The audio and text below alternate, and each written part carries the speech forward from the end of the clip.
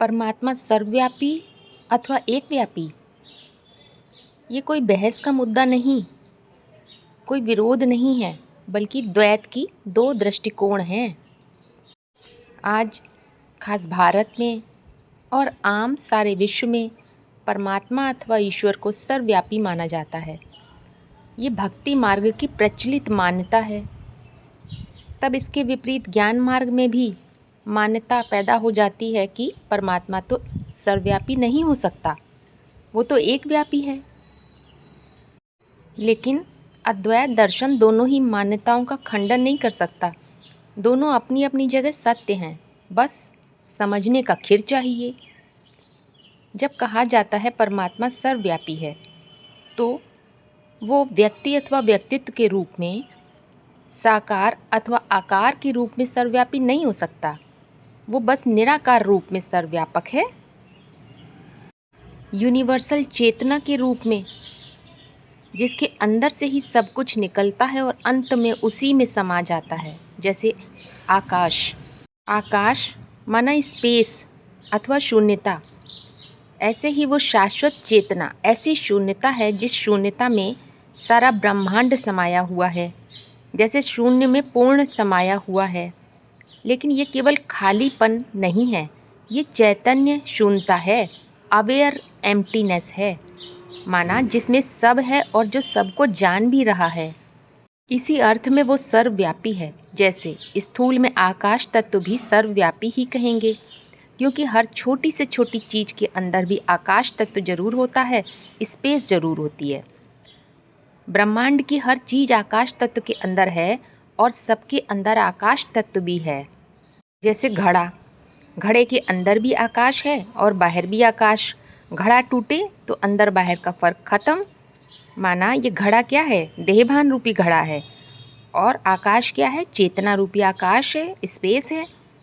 तो जब घड़ा टूटता है, माना मृत्यु घटती है, चाहे देह से मरे अथवा देहभान से मरे, तो जो सीमित चेतना है वो असीम चेतना में मर्ज हो जाती है।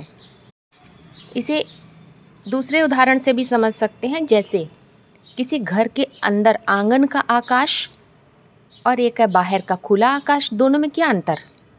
कोई अंतर नहीं है, सिर्फ दीवारों का अंतर है। दीवारें खड़ी हैं घर के अंदर तो वो आकाश सीमित हो गया है, और दीवारें गिर जाएं तो वो सीमित आकाश मिल जाएगा असीम आकाश में। इस अर्थ में वो सर्वव्यापी है। और एकव्यापी इस अर्थ में सत्य है कि जैसे कोई वृत्त है, उसका केंद्र होता है, तो उस केंद्र से ही परिधि है, जो कि केंद्र का ही विस्तार है। केंद्र एक जगह होते हुए भी उसका प्रभाव पूरी परिधि में व्याप्त है। तो इसी अर्थ में वो एकव्यापी हुआ, है ना, केंद्रीय दृष्टिकोण।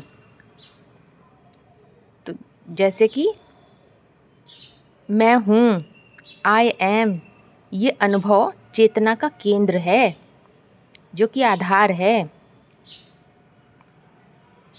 दूसरा उदाहरण है समुद्र और लहर का। लहरें अलग अलग दिखती हैं, पर हैं क्या, सिर्फ पानी। पानी हर जगह है, सर्वव्यापी है, लेकिन उनका स्रोत समुद्र एक ही है, एकव्यापी है। तो परमात्मा सर्वव्यापी है जब उसे अस्तित्व के रूप में, बीइंग के रूप में देखेंगे, और परमात्मा एकव्यापी है जब उसे अनुभव के केंद्र, आई एम के रूप में देखेंगे, जिस बात को हम इनकार ही नहीं कर सकते हैं। कौन सी बात? वो है हमारा होना, the state of I am. आप हैं, इसको इनकार नहीं कर सकते। और उस समय आपके पास अपनी कोई इंडिविजुअल आइडेंटिटी, व्यक्तिगत पहचान नहीं है, जिसको हम ईगो की तरह जानते हैं। मतलब अपने शुद्ध होना, आई एम, अपने बीइंग की पहचान, अपने अस्तित्व के कारण की पहचान और उसमें टिके होने का भान, बस आई एम। दोनों विरोधी नहीं हैं, केंद्र ही तो विस्तार बना है और विस्तार का सार केंद्र है। तो इस तरह से साबित हो जाता है कि परमात्मा सर्वव्यापी अथवा एकव्यापी, ये कोई विरोध की बात नहीं है। ये तो दो दृष्टिकोण हैं। निराकार के रूप में सर्वव्यापी है जैसे आकाश, और स्रोत अथवा केंद्र के रूप में एक व्यापी है, जैसे किसी वृत्त का केंद्र। यही तो अद्वैत की खूबसूरती है, एक ही सत्य को दो एंगल से देखा जा सकता है।